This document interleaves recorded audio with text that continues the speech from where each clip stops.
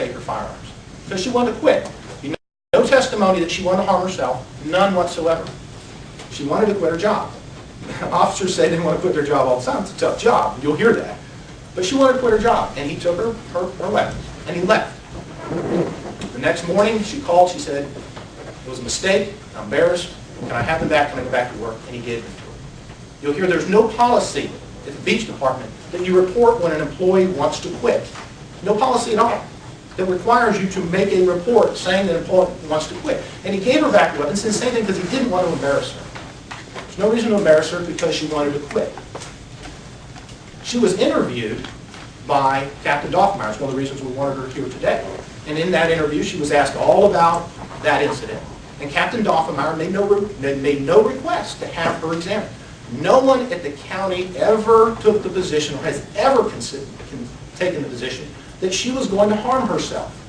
Not Captain Doffmeyer, who interviewed her, not Mr. Smith, the county attorney, not Nancy Jones, the county attorney. All of them examined her, interviewed her. And no one ever requested that she be examined or took her off duty. They do, at the end of this case, you will see that the county took exactly the same conduct that Captain Gardner did that night. They did the exact same thing, and they can, which you'll hear, is the proper thing. It's not a harm to herself, no intent to harm herself, and she just wanted to quit. And she took her weapons back. They never took her off duty. They never disciplined her.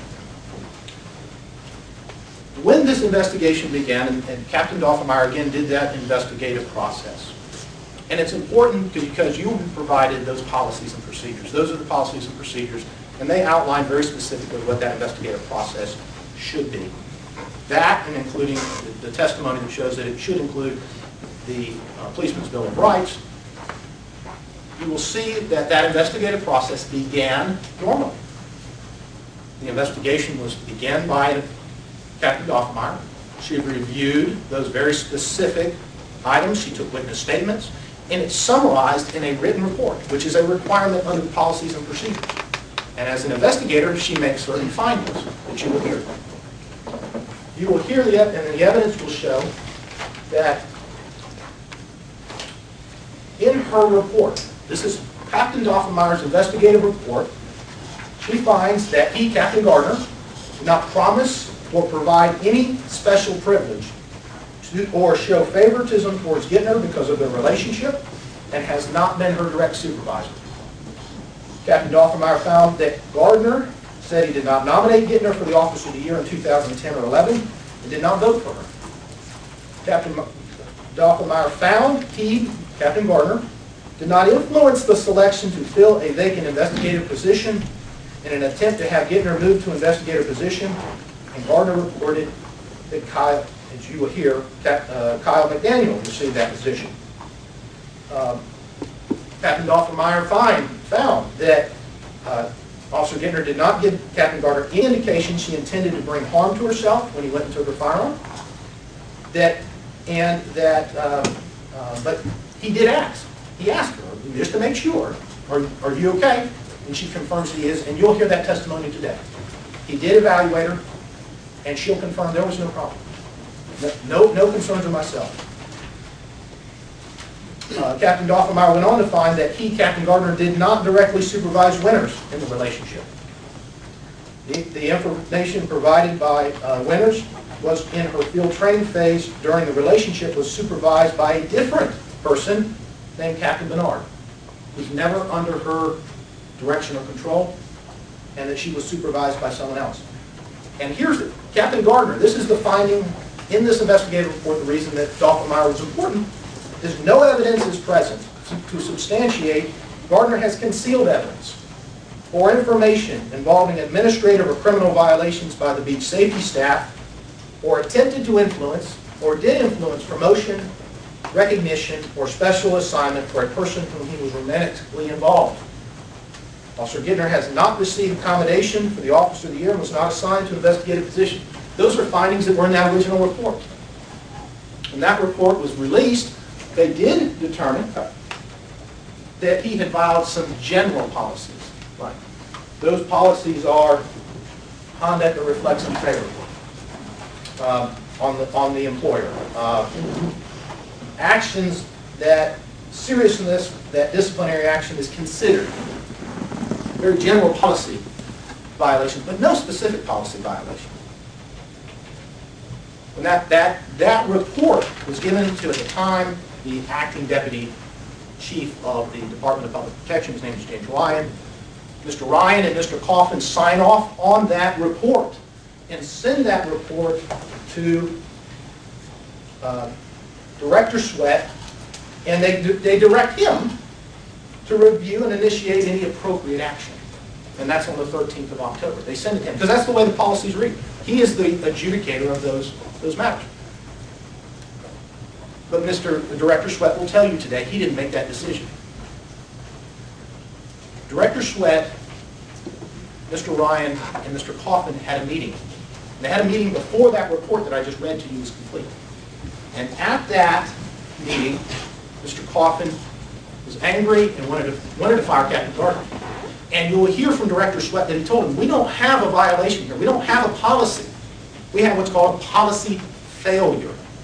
Policy failure, you're going to hear that term quite a bit throughout this case. That failure means that there may be conduct we don't like, but we've never addressed that. It's not, our policies aren't consistent with what we have on the beach. Mr. Coffin became very angry and said he was going to contact, according to the sworn testimony, the county manager's office, and they ended that meeting. On October 13th, Mr. Coffin calls Director Sweat and tells him, tell Captain Gardner that if he doesn't resign, this is Thursday, October 13th, if he doesn't resign by tomorrow at 5 o'clock, he's fired. And in that conversation, Director Sweat tells him, who made that decision? You'll hear this testimony. Who made the decision? Mr. Coffin tells him, you don't need to know. That's what he tells him. Don't need to know. That point became a draft notice of intent from Mr. Coffin, which we've received through public records request, and we'll show it to you. And in that draft, it's a very simple draft that Mr. Coffin made, and it generally follows the investigative report. And it says something very, very, very, I think, poignant, because what you have is a political atmosphere. Mr. Coffin's embarrassed, and it's a political atmosphere where he wants to look responsible. He's trying to make up for these criminal conduct of people who had relationships with minors. And they want to look responsible because, as Ms. Jones pointed out, this letter, anonymous letter that began on this, it didn't just talk about Captain Gardner. It talks about Captain Manchester. It makes allegations against Officer Etheridge, who will testify. It makes allegations against numerous beach employees, Officer Texter. It's just a scathing, again, unsupported anonymous letters. And a part of this investigation, you'll see, the expert report, actually that document was sent off to an expert, and the expert took the existing police reports of certain officers, and they matched it up. We know who wrote the envelopes. The envelopes were, according to the expert, actually handwritten by an officer named Officer McKinnon. And there will be an expert report here by an expert who has over 20 years with the Florida Department of Law Enforcement as a handwriting expert, which reflects who did the handwriting on the envelopes. Who wrote the letters, we don't know, but we know who wrote the envelopes. Nevertheless, this report, this draft report, Mr.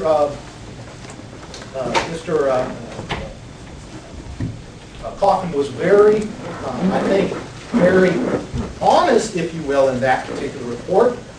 And he acknowledges that the relationship was, the termination is as a result of, this is what he says, it was in the light of recent scandals involving other beach safety employees that have brought significant discredit to the organization. That's the basis of his draft.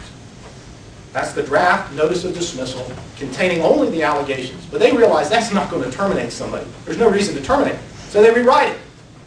When they rewrite this draft, they take out that admission and they replace it, Mr. Coffin does, with 2 allegations of lying. that he lied to Mr. Coffin in an interview, and then he lied to as you heard, from Director Sweat in that conversation, both of which we know to be fabrications. They're not true. And they knew it at the time he made them. But he was trying to add something to this. We've got to add something to this because we don't have grounds to terminate. He knew that. But we've got to make this thing palatable. And that's part of the his notice of intent to dismiss. And it's a feature because the live testimony you'll hear today, for instance, Mr.